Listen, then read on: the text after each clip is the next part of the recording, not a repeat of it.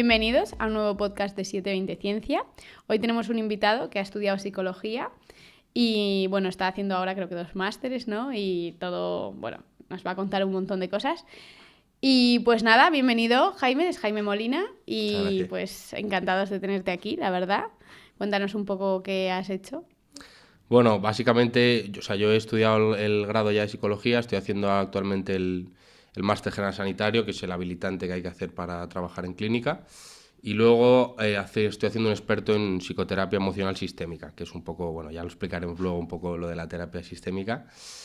Y nada, he estado el año pasado haciendo un programa de intervención en prisiones, en la cárcel de Extremera, y este año estoy en la cárcel de Alcalá-Meco, haciendo el mismo programa de la terapia del perdón, que bueno, es una historia un poco larga, pero bueno, luego lo hablamos si quieres también. Fenomenal, pues luego vamos a ir comentando todas estas cosas que nos has contado. Si quieres empezamos un poco contando las diferentes terapias que hay, ¿no? Has contado que tú te vas a especializar en sistémica, pero bueno, sabemos que hay más, ¿no? El psicoanálisis de Freud, ¿no? Y la terapia cognitivo-conductual, todo este tipo. Si quieres cuéntanos un poco las diferencias de cada una, cómo funciona un poco. Ok, pues mira, así, o sea, no me quiero enrollar mucho, pero básicamente el psicoanálisis es que es un poco la primera escuela, lo que se basa es sobre todo en lo inconsciente. Entonces, obviamente, pues todo el mundo conoce a Freud, tanto amor y odio como, o sea, la gente le quiere y le ama, los psicoanalistas le aman, pero las nuevas corrientes de psicología basada en la evidencia y de empirismo y tal, pues no le tienen mucho cariño. Pero básicamente eso, se basa en la filosofía de lo inconsciente, es decir, de que los conflictos internos que tiene una persona pueden ser patologías que tengan inconscientes de algún periodo de la infancia. Entonces, él va, o sea, por encima, él divide la estructura psíquica en el yo, el ello y el superyo. Así de forma resumida, pues, o sea, básicamente el ello es como las energías libidinales, pulsionales, el instinto, lo sexual, lo primario, digamos, los instintos primarios. Y el superyo es un poco las normas sociales, la conciencia moral, los valores éticos, como es la otra parte, ¿no? Entonces, digamos que el yo se encarga de mediar entre los dos, ¿no? Es como esa lucha interna entre yo y el superyo.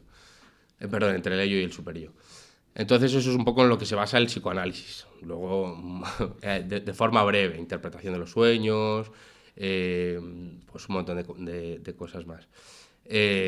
Luego tenemos, por ejemplo, iba a explicar la escuela conductual, pero bueno, yo creo que es mejor entrar directamente en lo cognitivo-conductual, que es lo que está de moda ahora, lo que se lleva ahora, que es lo más efectivo, lo más empírico.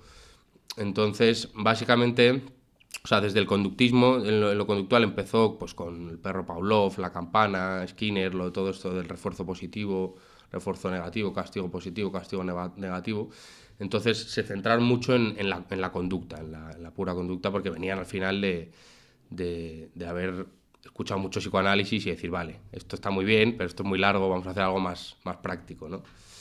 Entonces empezaron con eso. ¿Qué pasa? Que llegó un poco lo cognitivo-conductual, que es cuando se unen, que es básicamente que piensan, vale, o sea, está muy bien lo de la conducta, pero también dónde está el pensamiento, la emoción, la interpretación que hace cada uno de la realidad. Por ejemplo, yo qué sé, una persona, tú mandas un mensaje a una persona, esa persona te hace el ghosting, el famoso te dejan leído, y entonces puedes hacer una interpretación por ejemplo, ante esa misma situación, una persona puede pensar, bueno, no pasa nada, será que no tiene tiempo, o sea, estará liado.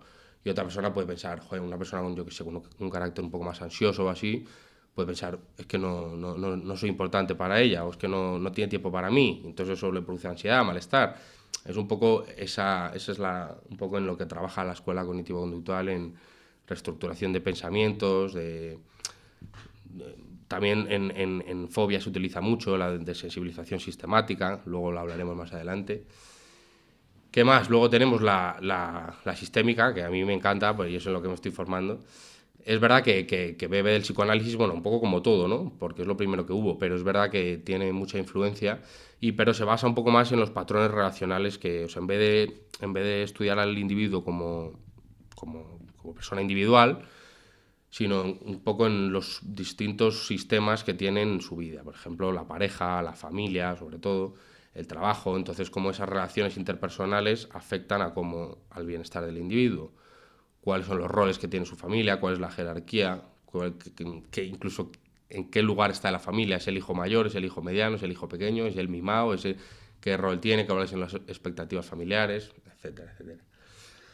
¿Y qué más? Pues tenemos, bueno, corrientes humanistas que la verdad que también pegaron mucho, o sea, pues como de Carl Rogers, la logoterapia, no sé si lo conocéis, de Viktor Frankl. Básicamente es un poco la búsqueda del sentido. Pues, trabaja mucho con el sentido de vida de las personas, ¿no? Bueno, Viktor Frankl fue un judío que estuvo en un campo de Sí, concentración y hay que un luego libro hizo sobre esto, justo ¿no? El hombre en busca de sentido. Muy recomendable, la verdad. Yo empecé, era un primero carrera, nos lo recomendaron y a mí me encantó ese libro.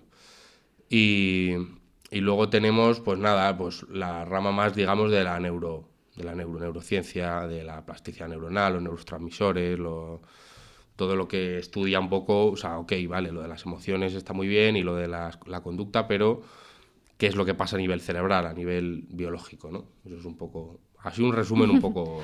Vale, muy bien. O sea, yo creo que nos ha quedado bastante claro un poco las distintas terapias que hay. Y cuando te refieres a que, por ejemplo, la cognitivo-conductual tiene más evidencia o empirismo, ¿podrías explicarnos un poco a qué te refieres? Sí, o sea, básicamente la terapia cognitivo-conductual lo que pasa es que, o sea, la psicología basada en la evidencia es básicamente una psicología que, como lo que hablamos el otro día, se basa un poco en los estudios, ¿no? En lo científico, en las revisiones sistemáticas, los metaanálisis, los análisis de casos estandarizados, en los que a una población le da la terapia y a otra no, o sea, una obtiene un placebo y la otra tiene la terapia. Entonces es como eh, es una terapia que funciona muy bien y sobre todo que científicamente está muy probada en ese sentido. Por eso lo que te digo, porque se centra mucho en la conducta, en la sintomatología que se ve y que es fácil de abordar y de llevar, entre comillas, a estudio. ¿Qué pasa con otras corrientes, como el psicoanálisis, como la sistémica? Bueno, está bastante más validada, pero el psicoanálisis, por ejemplo, las técnicas proyectivas y demás, pues hay mucha duda con ello. No significa que funcionen peor ni que sean. O sea, simplemente son distintas. Lo que pasa es que hay términos en psicología mucho más subjetivos y que no son fácilmente llevados a un laboratorio, como es el O que inconsciente. no se puede medir tan fácil, ¿no? O Claro, sea, dentro algo de que lo no que es cabe. falseable, que no es, Claro. efectivamente. Eso es un poco el problema que hay. Y, o sea, yo lo que considero es que no sé, o sea, no soy ningún abanderado de ninguna escuela, ¿eh? O sea, yo voy intentando formarme un poco en todo. De hecho, luego hablaremos que he sido paciente en varios tipos de escuelas, lo que me he llevado de cada tipo de escuela. Entonces, eso. O sea, un poco lo que tenemos es que a lo mejor la cognitivo-conductual se trata síntomas que son más visibles o más palpables, ¿no? Y se pueden hacer estudios midiendo un poco esas, ¿no? Tú me dijiste el otro día que había test para medir la Ujú. ansiedad, la depresión, ¿no? Que de alguna forma es más medible. Mientras que otras como el psicoanálisis pues se basan en un subconsciente que no podemos medir Eso de es. alguna forma, ¿no? Son Entonces, lo que llaman pruebas estandarizadas, son test psicométricos. Pues está el STAI para la ansiedad, el BDI para la depresión. Pues son pruebas que están muy estandarizadas claro. y muy validadas. Una serie de ítems, una serie de preguntas, una serie de tal. Tú lo corriges y ves qué porcentaje da de ansiedad o qué porcentaje da de depresión, o incluso qué tipo, que algunos miden ansiedad estado, ansiedad rasgo, ansiedad tipos de, yo qué sé, de personalidad. Entonces, en eso es verdad que funcionan muy bien y que tienen esa ventaja, porque al final no es. O sea, el psicoanálisis pasa eso, que con unas técnicas predictivas muchas veces dependen de la subjetividad del que las está interpretando. Y Claro que eso al es final un peligro a veces. eso es lo que dices tú, de alguna forma no es falsable, ¿no? Porque Eso si es. es de alguna forma un poco subjetivo o si es algo tan complicado de medir como el inconsciente, Ujú. no llegamos a poder tener unos estándares tan con unos márgenes tan definidos como en otras terapias, ¿no? Eso es. Muy bien, pues has hablado bastante de terapias proyectivas, ¿no? Entonces, cuéntanos un poco qué es esto. Bueno, las técnicas proyectivas, o sea, estas son puramente psicoanalíticas, pero he de decirte que se usan muchísimo a día de hoy. Cada vez menos, pero se siguen utilizando incluso en corrientes que no son ni mucho menos psicoanalíticas. Básicamente es una herramienta psicológica que se basa en, mediante un estímulo que es, digamos, ambiguo o neutro, como puede ser un dibujo, o como puede ser, o sea, puede ser algo gráfico, puede ser algo de palabra, pero es mediante ese estímulo ambiguo que la persona proyecte, por eso se llaman así, proyecta aspectos de su personalidad o de sus conflictos internos que sean inconscientes sobre esa prueba. Entonces, es lo que te digo, aquí hay mucha subjetividad, pero es verdad que son unas técnicas que funcionan. Yo, no es porque me haya formado en ellas, pero es verdad que funcionan. O sea, y yo esto es una cosa que he hablado con mucha gente, o sea, al final las corrientes más cognitivo-conductuales que entiendo que basan la psicología en la evidencia y en el empirismo, no las utilizan y no creen mucho en ellas. Pero realmente, o sea, cuando tú te sientas y como paciente y te hacen un test de Rorschach o te hacen un test de la figura humana, una persona bajo la lluvia o algo así, una prueba de estas, y desvelan cosas de tu personalidad que tú no has dicho y que sabes perfectamente que son tuyas, ahí es cuando te empiezas a pensar, a ver si esto sí que va a funcionar, ¿eh? Esto no es el horóscopo, o sea, no es, ¿sabes? Y pues cuéntanos un poco estos tipos de test, por ejemplo el test de Rorschach o el de la figura humana que has dicho, cómo funcionan. O sea, básicamente, o sea, se dividen en distintos tipos, ¿no? Pero básicamente se basan en que el estímulo que tú presentes al paciente sea más o menos estructurado, ¿vale? Entonces, para que proyecten más o menos. O sea, cuando tú presentas un estímulo más estructurado, es decir, con una consigna mayor, cuando tú le dices, yo qué sé, pinta una persona bajo la lluvia, tú ya le das una consigna, ¿no? Entonces ya le das una consigna con la que actuar. Entonces, ahí digamos que esos son un pelín más estructurados, semiestructurados.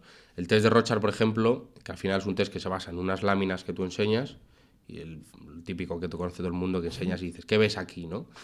Entonces, mediante unas láminas que están... O sea, el test de Rorschach al final es el menos estructurado en ese sentido, ¿no? Entonces es el más proyectivo, y es verdad que a nivel de validez y de fiabilidad es o sea, sin duda el test proyectivo más validado. Se utiliza muchísimo. En Estados Unidos, por ejemplo, se lleva incluso los peritos forenses, los psicólogos forenses, lo llevan incluso a juicio como parte de las pruebas o como parte para yo qué sé, desarrollar o demostrar una personalidad con rasgos psicopáticos, pues pasa un test de Rorschach y lo mandan. Al final es un test mucho más complejo que el resto y que, bueno, de hecho es que la formación son entre 2-3 años solo del test. Entonces es un poco el más estandarizado. Luego tenemos pues los que te digo, la persona bajo la lluvia, el test de la figura humana, el test de la familia, que son muy test gráficos de dibujar y que por lo que yo he visto, además que yo cuando estuve haciendo el trabajo fin de grado lo hice sobre las técnicas proyectivas en relación con el abuso sexual infantil, cómo se podían detectar y demás. Entonces, o sea, yo básicamente, sin haber llegado a unas conclusiones así muy grandes, pero es verdad que, o sea, yo considero que son unas técnicas que funcionan muy bien, especialmente en niños. En niños funcionan muy bien, porque al final los niños, o por un trauma que hayan vivido muy grave, o por la edad que tienen, que a lo mejor no tienen la capacidad lingüística verbal para expresarse, mediante el dibujo nos Proyectan mejor, ¿no? proyectan mejor cosas que son suyas, ¿sabes? Que a lo mejor una persona puede esconderlo más, un adulto, Claro. ¿no? Y a lo mejor le pones a un adulto a dibujar una persona bajo la lluvia y te dice, ¿qué me estás haciendo hacer? ¿no? Claro, Mientras que a lo tiene mejor mucha un niño, más resistencia. claro, más resistencia, así Sí. un poco Y a... además piensan que a lo mejor le estás infantilizando, que eso también hay que tener cuidado. Claro. Porque con los adolescentes, por ejemplo, cuando pasas una técnica así, pues dices, píntame una persona bajo la lluvia. Y dicen, Ya. ¿que Sí. tengo 10 años o qué? ¿Sabes? Sí. Por ejemplo, el test de Rorschach sirve para categorizar un poco el tipo de personalidad. Es que ¿O cuál sería la finalidad de este test? Mide un montón de cosas, pero es verdad que puedes ver características de la personalidad, nivel de agresividad, incluso eso, rasgos psicopáticos, o sea que sí, mide un montón de... O sea, mide muchas cosas. Sí, Vale, sí. vale. No sabía muy bien qué es lo que medía. Todos tenemos un poco en mente las típicas imágenes con manchas así un poco abstractas o subjetivas, ¿no? Pero Claro. no sabía que podías llegar a determinar tantas cosas. Ujú. Pues muy chulo. Y entonces, por ejemplo, si tú le haces hacer un test de una persona bajo la lluvia o el test de la figura humana, a un niño que consideras o que crees que puede tener abuso, ¿qué patrones o en qué te tienes que fijar más? Vale. O sea, esto es complejo. Por ejemplo, cuando o sea, yo por lo que vi en la revisión sistemática que hice y demás, de un montón de estudios de técnicas proyectivas, o sea, básicamente hay indicadores gráficos que sí que nos dan la posibilidad, porque nunca es ciencia cierta, porque por lo que digo de la subjetividad de estas técnicas, de que puede haber indicios de un abuso. Por ejemplo, cuando un niño dibuja por ejemplo, la persona bajo la lluvia o en el test de la figura humana que dibuja personas, da igual que sea él o que sea otra persona, muchas veces los niños que han sufrido abusos sexuales hacen alguna anomalía en la zona genital. Alguna anomalía, digo, que no tiene por qué ser algo explícitamente gráfico. Pero hay veces que, o sea, yo he visto dibujos de niños abusados pues que a lo mejor han puesto una flor o una llave o incluso una raya, una mancha o lo que sea, pero hay algo que les hace poner, porque obviamente tienen un trauma con la sexualidad, que además no son capaces de entender ni de Claro. verbalizar, pero saben que hay algo ahí que les, ¿sabes? Que les inquieta. Entonces, ese es uno de los indicadores. Hay muchos más, ¿eh? Y no me quiero entretener en esto porque son un montón. Pero, o sea, lo que sí que tengo claro, después de haberlas visto, después de haberme formado un poco en ellas, me queda todavía formación, ¿eh? Pero llevo un par de años formándome, es que yo siempre que, o sea, creo que todas las técnicas proyectivas siempre tienen que ir respaldadas por un test psicométrico, ¿vale? Entonces, o sea, eso que me hablábamos el otro día, pero claro, se complementan, o sea, para mí se complementan sin duda, o sea, tú no puedes pasar una técnica proyectiva, tener un indicio de que ese niño, esa niña ha sido abusado sexualmente y quedarte ahí y decir, vale, es el dibujo, lo que he interpretado y ya está. ¿Qué es exactamente el test psicométrico? Las pruebas psicométricas, pues son lo que te decía, son Ah, test estandarizados en los que vale. mides, o sea, que están validados desde lo que hablábamos de la psicología empírica y demás. Pues eso, como de ansiedad rasgo, ansiedad estado, tipos de personalidad, tipos de tal. Entonces, al final, o sea, las técnicas proyectivas son una herramienta más, muy válida y que a mi parecer o sea, son muy útiles, pero que siempre deben complementarse con otras cosas. O sea, no Quedarte ahí, puedes ¿no? quedarte solo en tu... Porque al final son muy interpretables a la subjetividad del analista, o sea, del que lo analiza, ¿vale?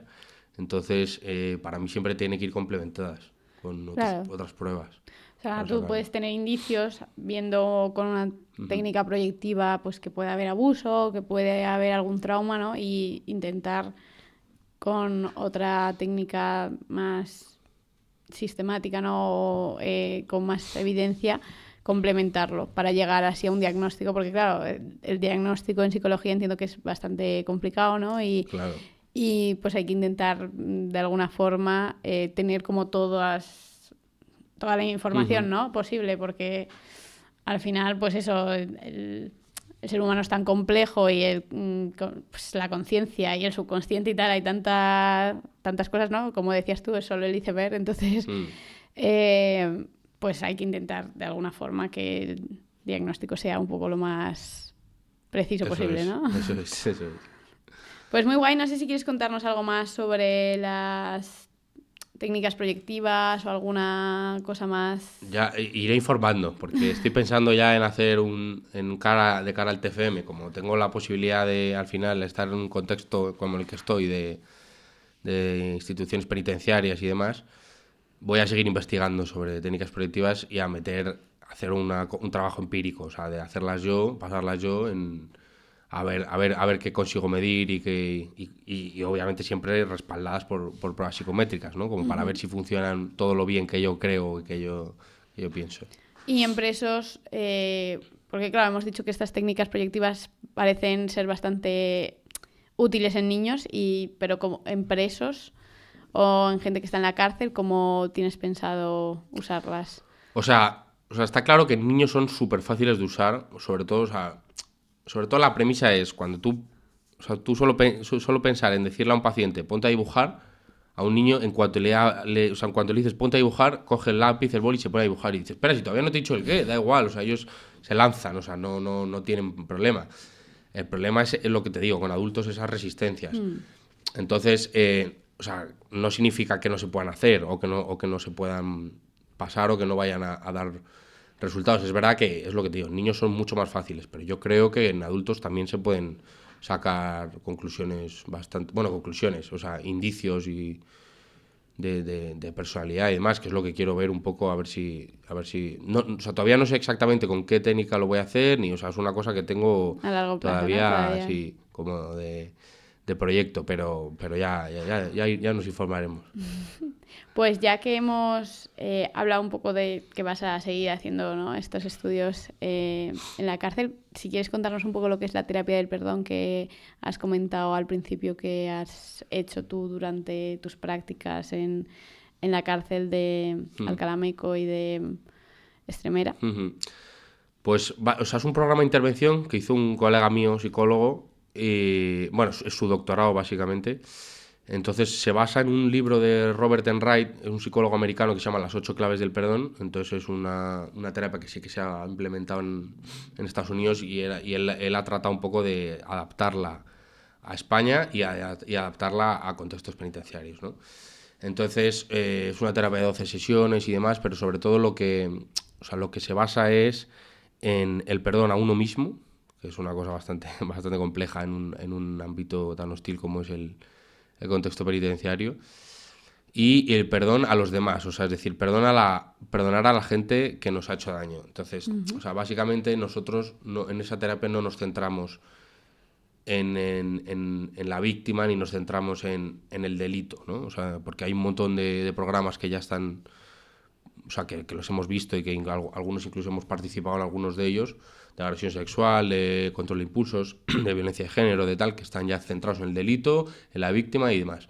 Entonces, este programa se trata un poco en darle la vuelta y pensar, o sea, qué les ha pasado a ellos para llegar a ese punto, ¿no? A ese punto de, entonces, quién les ha podido hacer daño y, sobre todo, la capacidad de perdonarse a sí mismos, que tardamos, ¿eh? Y que no siempre se consigue.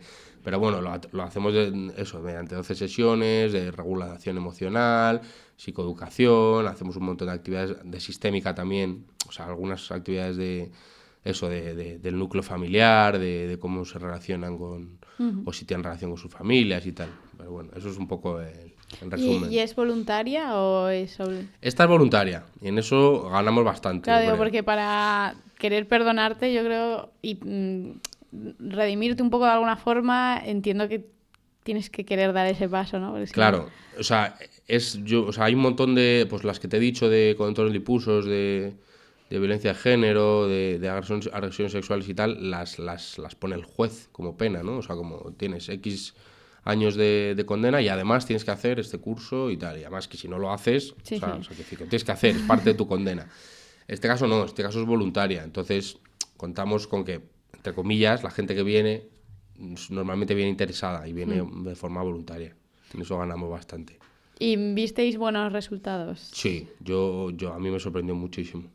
Yo en Extremera, o sea, me sorprendió muchísimo la capacidad que tuvieron de reflexión, de perdón, de autoconocimiento, de trabajar muchísimo. Vamos, yo estaba orgullosísimo. Oye, pues qué bien, ¿no? Que haya Sí, este sí. tipo de terapias y que, bueno, pues funcionen o por lo menos parezca que van bien, ¿no? Ujú. Y bueno, no sé si también has estado en alguna otra que era obligatoria, ¿no? Y que tenían que estar ahí los presos. No sé si quieres contarnos un poco qué hacías en esas. Bueno, estuve nada, estuve una sesión o dos estuve nada, o sea, al segundo o tercer día que había empezado las prácticas, había unas chicas ahí que estaban haciendo el PECAS, que es el agresores sexuales. Entonces ese sí que era obligatorio, y ese sí que es o sea, digamos, de instituciones penitenciarias. Y nada, o sea, muy distinto, muy distinto, la verdad. Perfiles muy distintos y terapia muy distinta, lo que te puedo decir. Vamos, digamos que hay diferencia, ¿no? Por lo menos en ese paso de que sea obligado a que sea voluntario, ¿no? Un poco que se hace más difícil, ¿no? Sin Sí. duda. Sí. Bueno, pues muy bien. Yo creo que vamos a pasar ahora un poco a la psicofarmacología, ¿no? Y algunas adicciones modernas, que se habla mucho ahora de la dopamina, ¿no? Y todas estas adicciones, ¿no?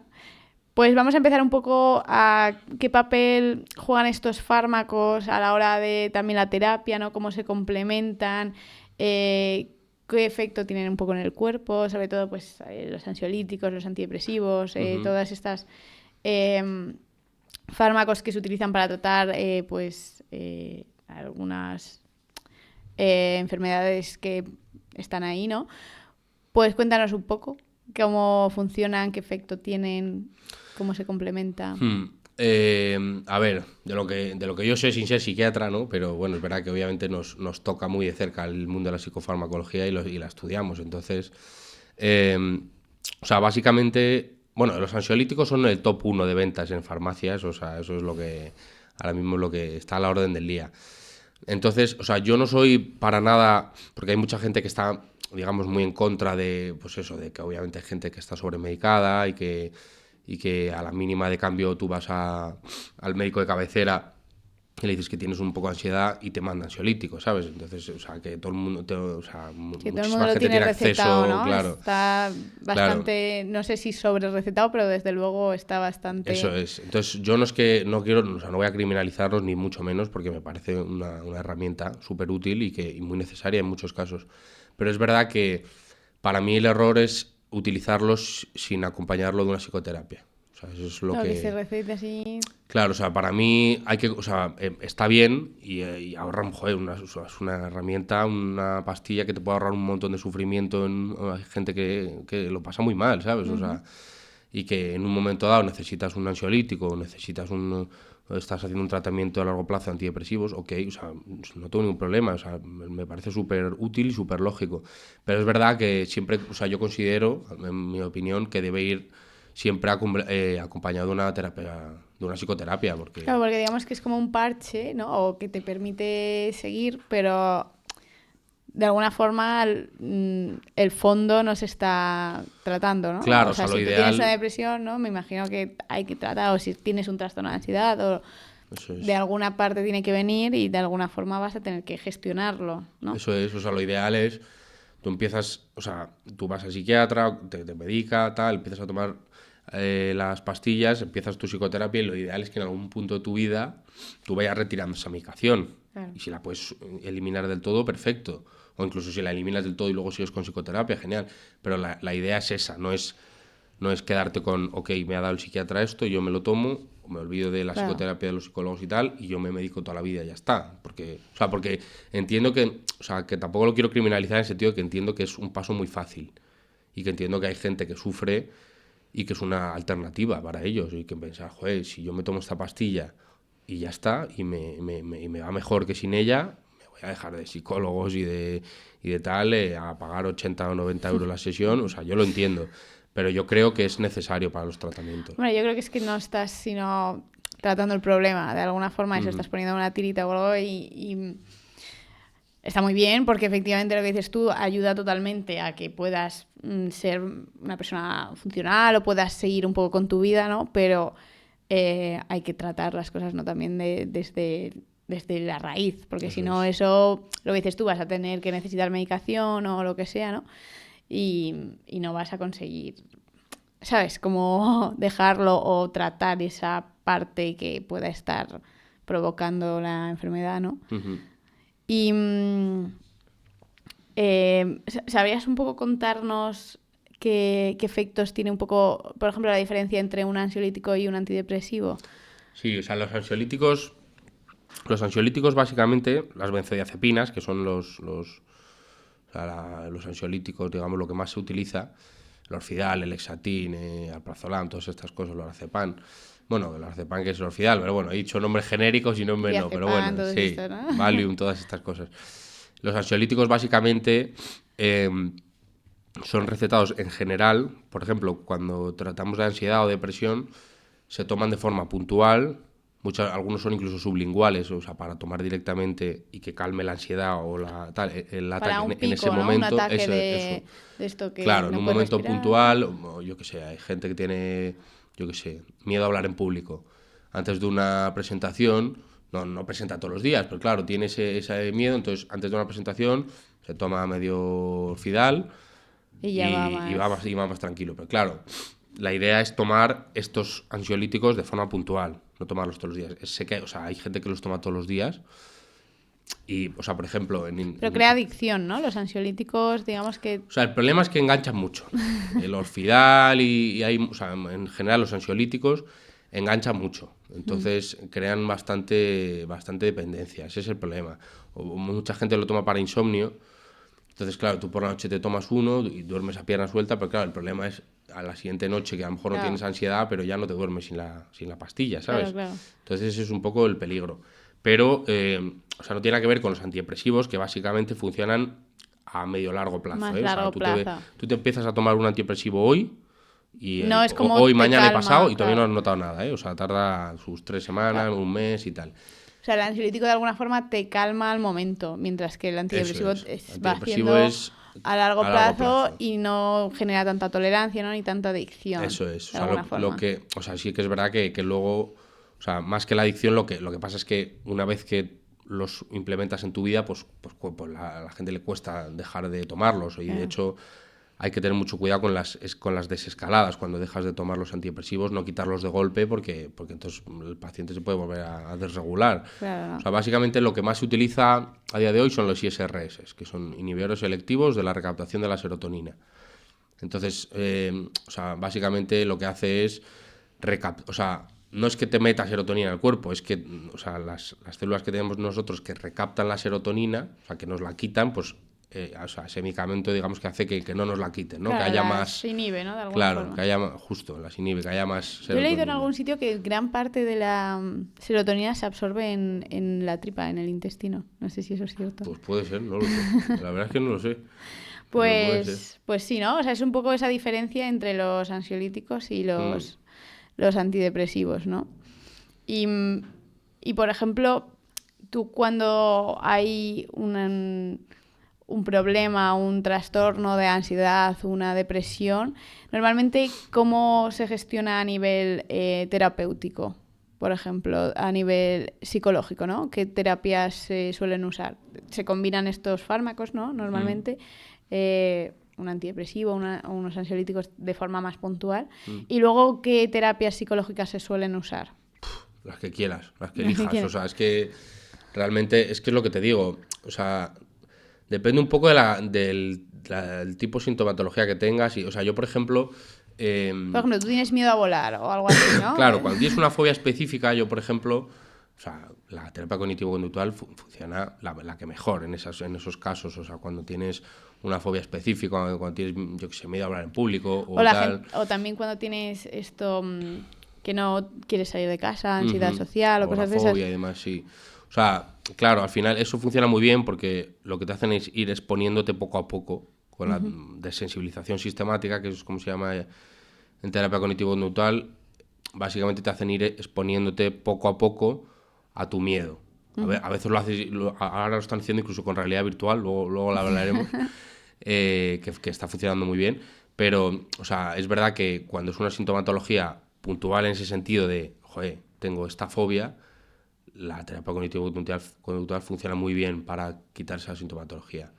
Luego ya en el fondo ya es otra cosa, o sea, quiero decir, cuando tú tienes un trastorno de ansiedad generalizado, cuando tienes, mm, bueno, ansiedad en sí, la angustia en sí de tal, o sea, puede ser que busques otro tipo de terapias porque quieras ir un poco más al fondo de la raíz, ¿sabes? O sea, a lo mejor empiezas con una terapia sistémica o psicoanalítica y demás, pues porque cuando estás viendo de dónde viene tu ansiedad, pues ves a tus padres, ves a tu familia, ves que tu infancia no fue del todo buena, no fue tal, y entonces quieres indagar más en eso. Entonces yo ahí no recomiendo terapia cognitivo-conductual, ¿sabes? O sea, tú indagas un poco y cómo se soluciona, ¿no? Cuando tú tienes un problema que viene de la infancia o algo así, que pues eso, llevas dentro, a lo mejor lo puedes de alguna forma diagnosticar o saber con pues estas terapias proyectivas y tal, y cómo lo soluciona o cómo se intenta solucionar a nivel psicológico. O sea, esas cosas sanan hablando de ello, teniendo el vínculo con tu terapeuta, teniendo un espacio y un lugar seguro para hablar de ello. Y sobre todo es eso, sobre todo es tener... Y enfrentándote a lo mejor, pues yo qué sé, si tienes algún problema con tu familia, con tus padres, de alguna forma enfrentándote también se sana o no A siempre ver, es recomendable. Es que claro, cada uno es un mundo. Claro, ¿no? cada caso es un mundo. Por ejemplo, en terapia sistémica se trabaja mucho terapia familiar.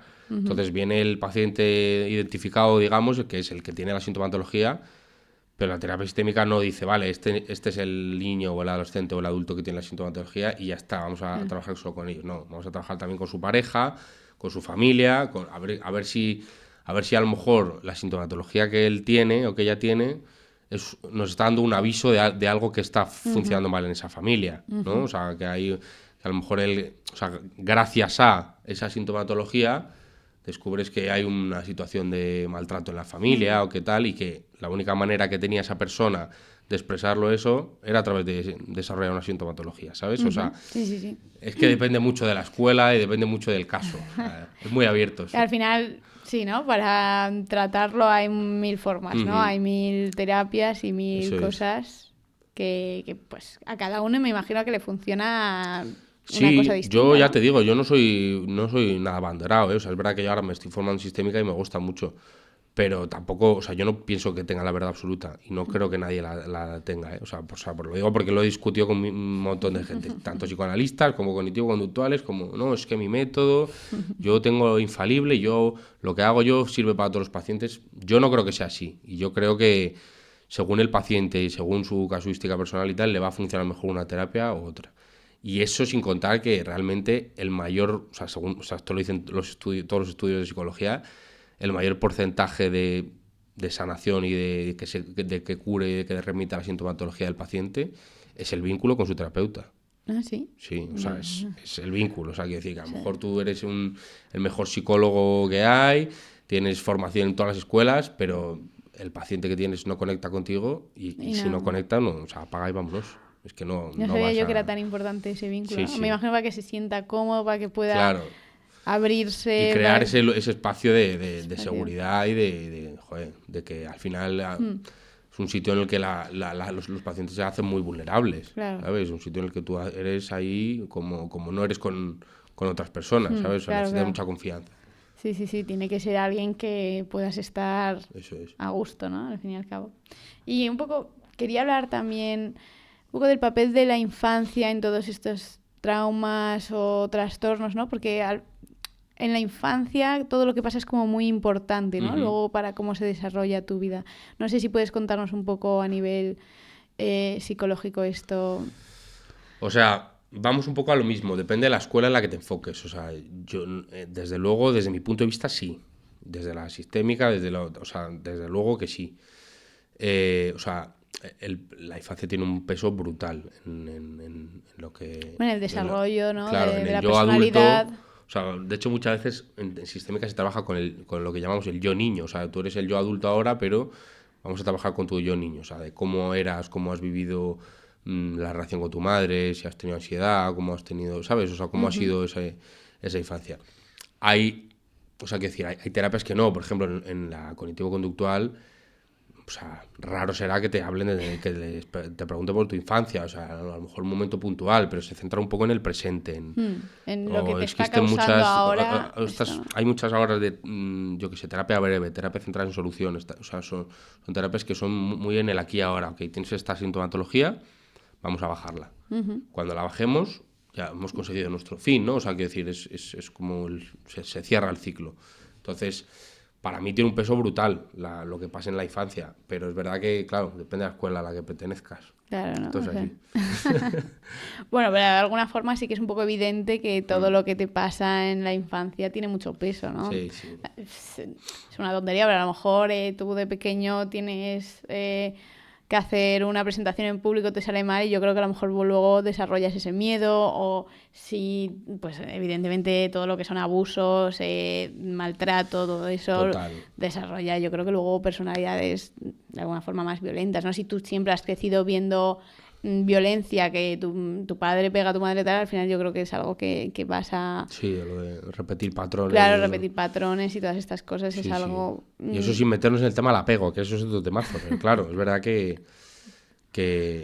o sea, al final el apego tú lo formas desde que eres enano, empiezas a relacionarte con tu madre, o sea, con tus cuidadores, ¿no? Con tus figuras de referencia, con tu madre, tu padre o con quien tengas.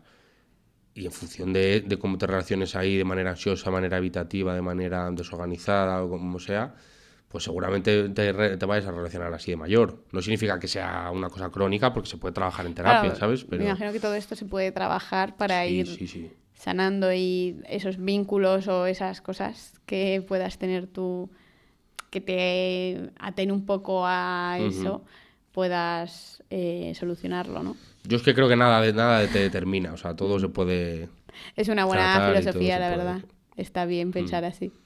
Que si no, me hubiera dedicado a otra cosa. Y hablando también así de fobias o traumas como más fuertes, ¿no? Hay una técnica, ¿no? Que es el EMDR. No sé si puedes explicarnos un poco. Sí, o sea, la verdad que es una técnica que está ahora, vamos, bueno, ahora los últimos años, súper de moda, se está utilizando muchísimo, está funcionando muy bien, Para traumas sobre así todo con más trauma. concretos, ¿no? O sea... Bueno, o sea, con trauma en general, le digo porque, o sea, más concretos no tiene por qué, porque hay veces que la persona, antes de hacer la terapia MDR, no sabe que ha tenido un trauma, ¿sabes? Vale. Y gracias a, o por culpa de la terapia MDR, pues se sale a la luz este trauma. Como una Entonces, violación o sí.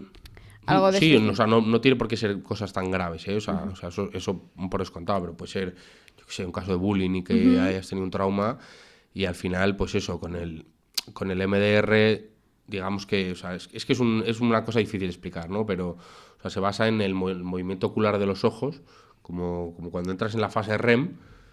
Entonces, básicamente te llevan a esa situación, el terapeuta te va guiando. Mientras estás como dormido o en No, o hipnosis sea, o sea, la gente piensa que es como hipnosis, pero no llega a ser una fase hipnótica porque tú eres consciente. O Vale. sea, tú en todo momento estás consciente de lo que está pasando. Yo he de decirte que esas de las pocas terapias en las que no he sido paciente. Entonces no te sé decir exactamente, no lo he vivido en primera persona cómo es exactamente. Pero sí tengo colegas que me han contado y psicólogos amigos que me han contado y que es verdad que les ayuda mucho en traumas específicos. Es verdad que es lo que te digo. Yo ahora en abril voy a empezar con la primera formación de MDR y a formarme en ello y creo que también en esa formación te medio obligan un poco a ser paciente, Sí, ¿no? ¿no? Para que pruebes un Para que poco para pruebes tú en cómo, tus cómo propios, va. claro. Entonces ya te contaré a ver cómo va eso. Básicamente es un poco eso, ¿no? Que mientras tú estás en un estado más o menos consciente y con algo de el movimiento de los ojos, consiguen como llevarte a ese punto, ¿no? Claro. Del trauma, ¿no? Más o Claro, menos. sí, con trauma o con TPT, con trastorno de estrés postraumático, claro, y te llevan a ese, Te llevan ese ahí más o movimiento. menos como que lo sanas, ¿no? Claro, o sea, la idea es, o sea, lo que a mí me da a veces, que además he oído alguna vez algún profe mío diciendo, a ver, tener cuidado con el EMDR, o sea, que es una herramienta muy buena que ha salido, pero tener cuidado con las cosas que sacáis. O sea, por dos motivos. Uno, porque seguramente, pero eso por descontado, el paciente a lo mejor lo que le vas a sacar no está preparado para oírlo, pero bueno, eso sí, Sí. tal, pero sobre todo hacer un acompañamiento bueno, integral con la persona de lo que le viene ahora, es decir, de que ha descubierto, vamos a ponernos un caso extremo, ¿no? Ha descubierto un abuso en su infancia, entonces tú no puedes hacer el MDR y decir, pues mira, resulta Ya. que has sido abusado, ala, pues ya al Claro. siguiente, ¿no? O sea, acompañar un poco en ese proceso de que, joder, o sea, que seguramente es una cosa que vaya a desregular a la persona en ese Claro, momento, claro. ¿sabes? O sea, puedes sacarte traumas que tú no sabías ni que tenías. O sea, totalmente que te vienen imágenes o algo de alguna forma. Bueno, es que sí, o sea, para mí, o sea, yo creo que también entra un poco en el lado del inconsciente, ¿no? De Claro. dónde tienes ese trauma, porque si no lo tienes en la consciencia, o Claro, sea, no tiene que tiene que estar. estar en algún lado, ¿no? O Sí. sea, si porque al final es un mecanismo de defensa, es una negación de, o sea, de cuando tú tienes, o sea, de pequeño, imagínate, has sufrido eso, un abuso, una situación emocionalmente te ha superado, o sea, era tan grave que tu cerebro no ha sido capaz de procesarla, entonces la has olvidado, directamente la has olvidado, Claro, ¿sabes? claro, O sea, claro. la has dejado, la has metido ahí en un cajón y Y en ahí algún se momento queda. de tu vida saldrá. O no, ¿eh? Hay gente que no le sale, O pero salen síntomas y tú o no sale, sabes de dónde vienen, ¿no? esa es la historia. Pues muy interesante, la verdad. Ya nos contarás cuando hagas el curso realmente cómo funciona y todo esto. Y cuando te lo hagas tú, a ver si sale algo. Esperemos que no. Yo estoy bastante trabajado, pero bueno, siempre pueden salir Esperemos cosas, que siempre no, pueden por salir cosas. favor. Bueno, vamos a comentar ahora esto que hemos hablado de que usamos la realidad virtual también para tratar estos traumas, ¿no? Hay varias, hemos dicho, por ejemplo, que está esto del MDR y tal para tratar, pero también tenemos nuevas terapias, ¿no? Como la realidad virtual y alguna otra que me imagino que nos vas a comentar, ¿no? O sea que, pues explícanos cómo usa un psicólogo la realidad virtual. Es una buena pregunta porque yo por ahora no he tenido ningún contacto con la realidad virtual, ni en prácticas ni en nada, y no he visto a nadie, o sea, a nadie en directo utilizarla. Pero sí que es verdad que como es una herramienta bastante nueva, sí que se están haciendo estudios ahora y sí que parece ser que está funcionando muy bien. Es lógico también, porque al final o sea, es básicamente tú, como lo que hablábamos de la desensibilización sistemática ante una fobia.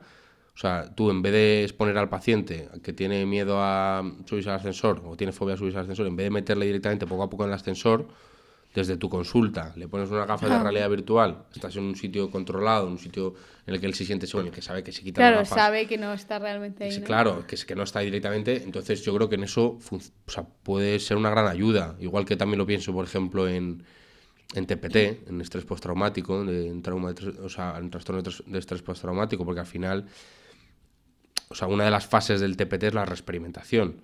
En esa reexperimentación la persona literalmente revive como si estuviera Claro, volviendo a sufre vivir mucho, el ¿no? trauma, ¿no? Claro, Entonces claro. cuando tú no les pones directamente a esa situación tan hostil, que sea la que sea, ¿no?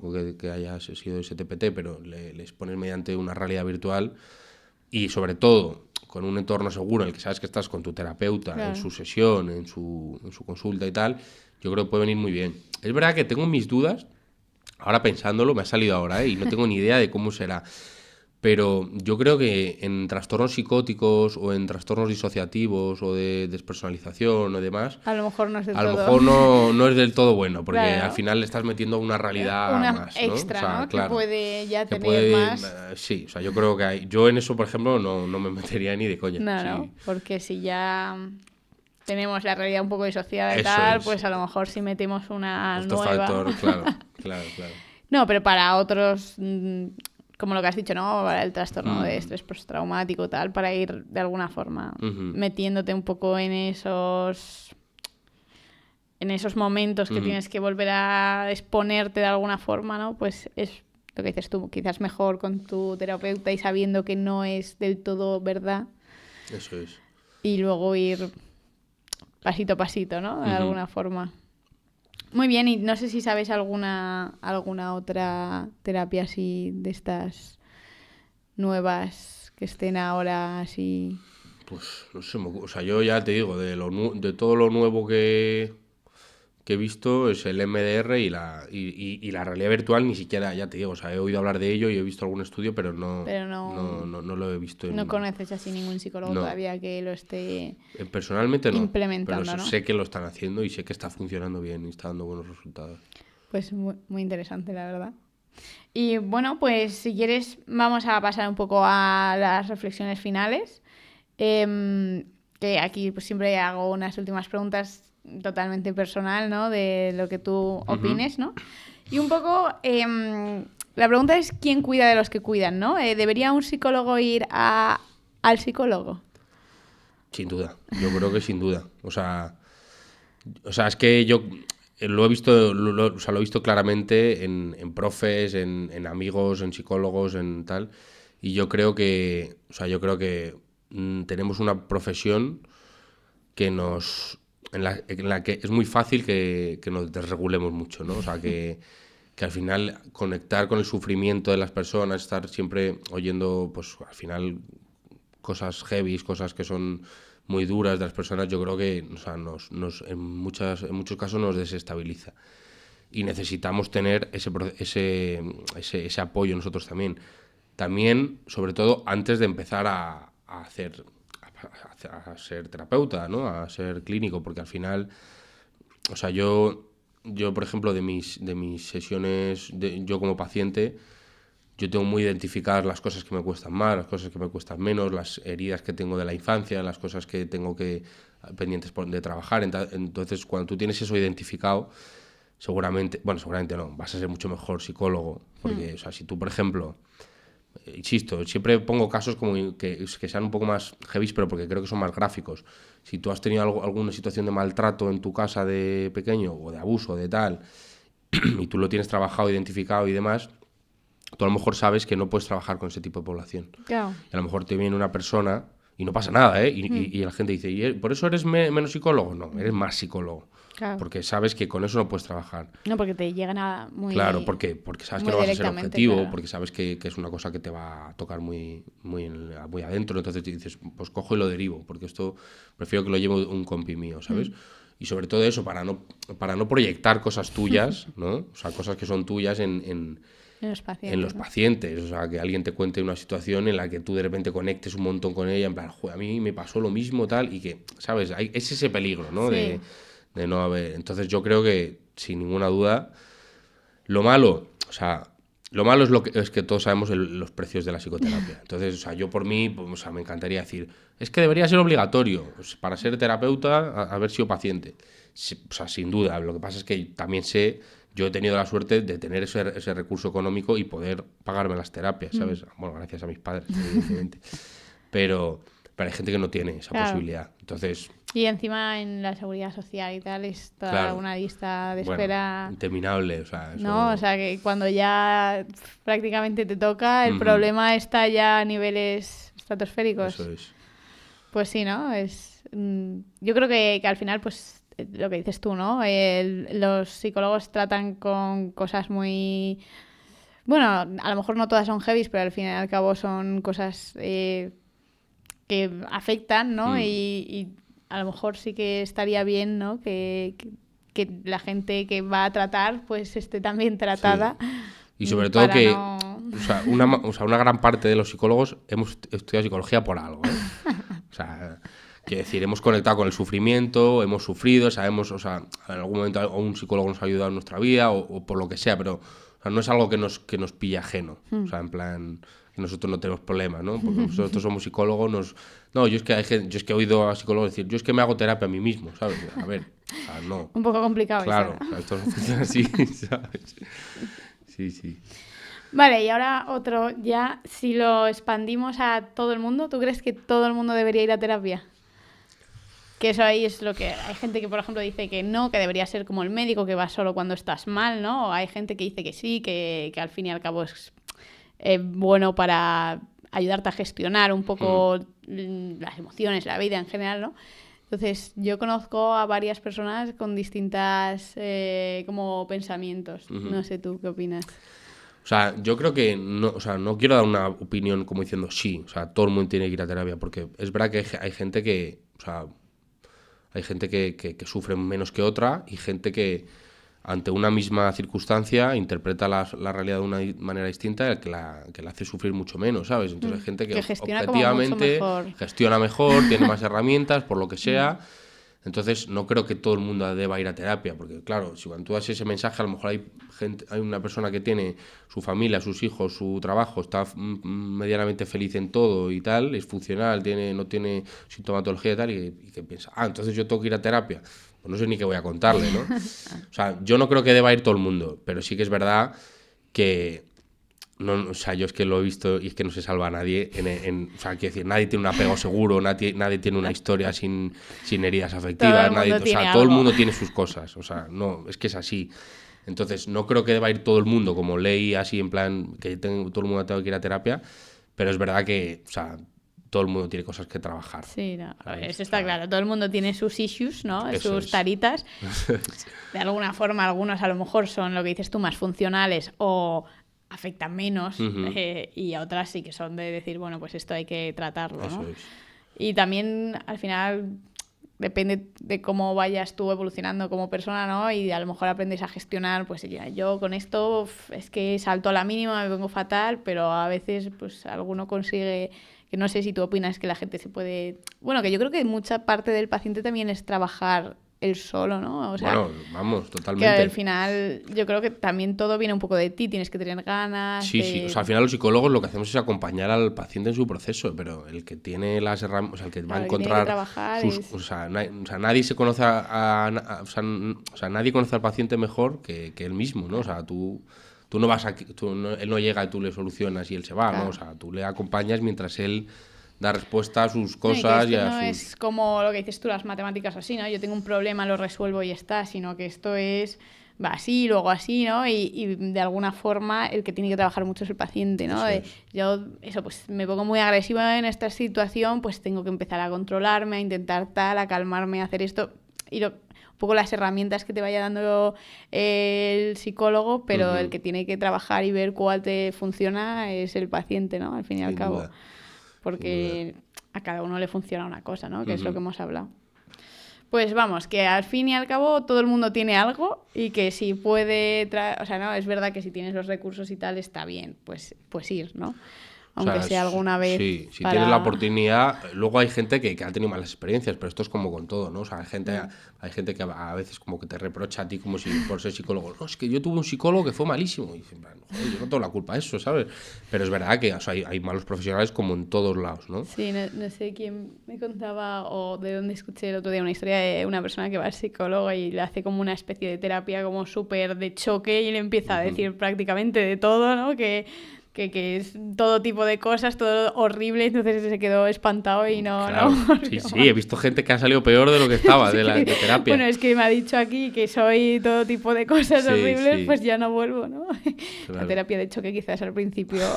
Las confrontaciones hay que dejarlas para cuando haya buen vínculo ya con él. Claro, ¿no? Ya cuando tengas el... Claro. Porque si no de primeras eso no. Es. Bueno, y por último, ¿no?